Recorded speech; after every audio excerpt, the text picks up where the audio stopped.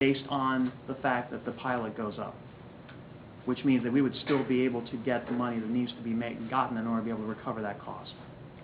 I'm under the impression, and based on the Electric Utility Board's budget, which I've reviewed, if we increase the franchise fee by a point over the next 2 years, we'll actually be charging based on their budget, and, you know, who knows, we might have another temperate summer, and revenues don't come in quite as hot as they did last year when it was scorching us here. But you know, 1% over 2 years on a $15 million worth of projected revenue would net us $300,000, whereas a correction is only going to cost them $219,000, which seems to my eyes to be fair to the Electric Utility Board. Heath hasn't weighed in yet. I want to give him an opportunity. Well, I think my mindset is really similar to what the majority is here. It's truly, this is a correction in my eyes. And I understand Steve's thoughts. He's not actually arguing with the correction and the necessity of the correction. No. It's just how the transfer is made. I bring it back to some of the other things that we're doing in this year's budget, how we're actually funding some of our CIP plans a little bit more because our fund balance is well above what the mandates are. And from my understanding, I know they're budgeted for a $5.2 million fund balance at the end of 2013. They're double what the recommended fund balance is as well within the UUB. So I don't see this 200 and you'll have to forgive me. 219. So thank you. 219,000. I don't think is going to make the impact for that. I'm afraid if we wait and we have to review and do the pilot in such a way, I think that can make a bigger long-term impact from budgeting rates and other standpoints than actually what a one-time single correction would make. And that's why I think this is the best way to go about it. Now, that brings us back to the conversation of making sure the cost analysis, all those things are in the right position, but perhaps we come back and realize maybe they are operating more efficiently and the franchise fee could be a little bit lower and still maintain where we need to be. How does that impact the pilot plans?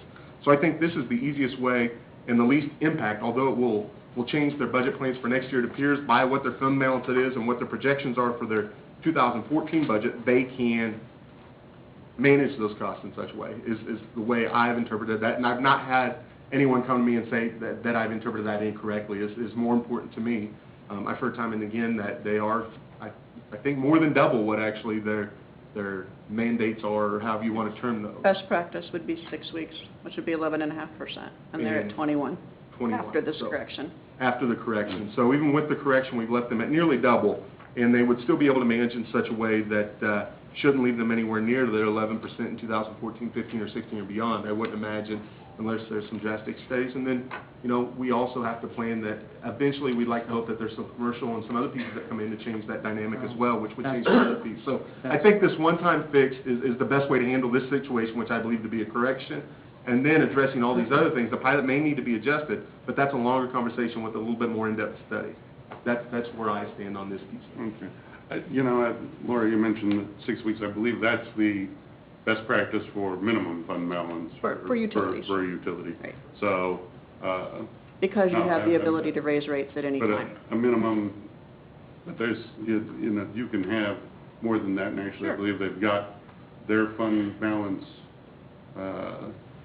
policies established. I don't remember if it's by, I guess, by resolution. But that's for capital equipment replacement and for their general fund balance. So, and they are, this is something that they've established as a board, and their intention is to keep those fulfilled. And my hat's off to them for exercising the fiscal discipline. I would say that it looks like we've got the majority of council that is in favor of moving forward in the direction that has been laid out by staff. But I would also say that I have recently met with each member of the Electric Utility Board, the electric director. There's going to be ongoing monthly meetings between the electric director and Ms. Harrison Lee, as well as myself and the new Electric Utility Board Chairman, Eric Schultz. We're going to meet monthly until we get beyond our communication breakdowns. I think that a lot of this happened very fast and without good communication. And my intention, and I would hope everybody could support this, was that by this time next year, we have no such issues, and that hopefully before the end of this calendar year, we've got a much better working relationship with our electric board. One last comment, Mr. Mayor. We need to reevaluate this ordinance. We need to immediately take a look at a rewrite of this ordinance so that we can better clarify the relationship between the city government and the electric utility board. This is something that keeps biting us in the rear end. It keeps creating problems with regard to communication. I think that the way that this was handled was very poor. I think there should have been better communication, at least some proactive communication between city staff and the UB with regard to this transfer. I don't like the way this is handled. I'm not going to agree with this decision tonight from the standpoint of moving forward, but I will tell you this: I'm going to do everything I can to support a meeting, whether it's a special meeting or whether it's something that's going to be happening during a work session over the next month. But we need to have a meeting with ourselves and members of the UB to craft a new ordinance that better clarifies and solidifies and formalizes the relationship between us and them, because it's becoming an untenable situation and there's a lot of acrimony being generated. I want to cooperate. I want both organizations, entities to cooperate. I've been talking about a shared salary pool. We talked about that a while back. Shared services and being able to share the load on both revenues and expenses so that both organizations benefit.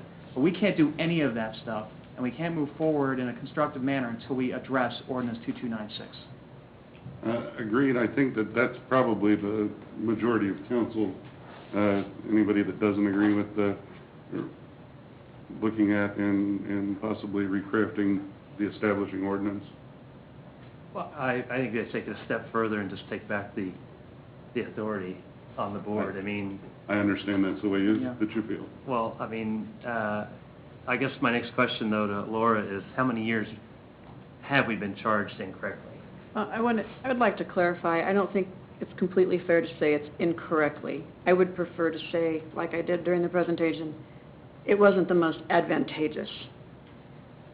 I don't want it to, because incorrectly almost sounds like we're accusing, and that's not fair. I don't think there was any malice or Did anything. they send us a bill? I mean, for Well, the we send services? ourselves a bill.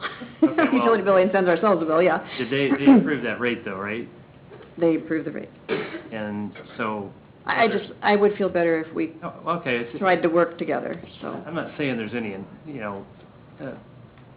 How, you asked how But long? I'm just saying, how long has that been going on? It's been brought to the attention of as far back as Stuart. Which is 2000. 2000. He's 2002? been gone since, well, I don't, It's been gone since the 2000. EUB didn't exist Right. then, so it wasn't, Yeah. I think it's roughly 2005 as we started the EUB, roughly. No, was it 2005? I No. would That not was swear to like- any of that. Okay, so 2009, I mean, why aren't we Okay. going back 2 more years? Well, I mean, we want to treat them like a business.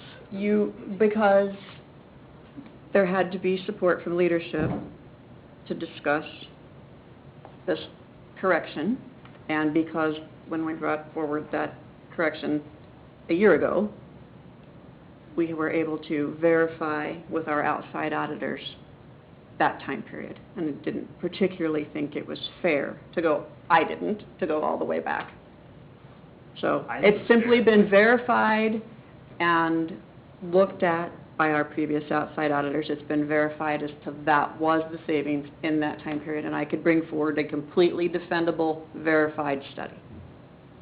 But And if that's we- why. But if we went back, we would find the same result. It probably, yes. And we don't really need an auditor to, I mean, it's merely, we got charged this rate, and we should have been charged this rate, and it's merely a We mathematical... could have benefited by another rate. Spreadsheet calculation. So it is nothing more, but the other was Why aren't we verified. going back? I mean, isn't council on board with, I mean, what's the difference between 2 years and making us whole for the 4 years that it's occurred, or 5? Why wouldn't we take that money back? Because we'd be raising rates. They would end up having to raise electric rates in order to... Or they do could cut this. their costs, right? I mean,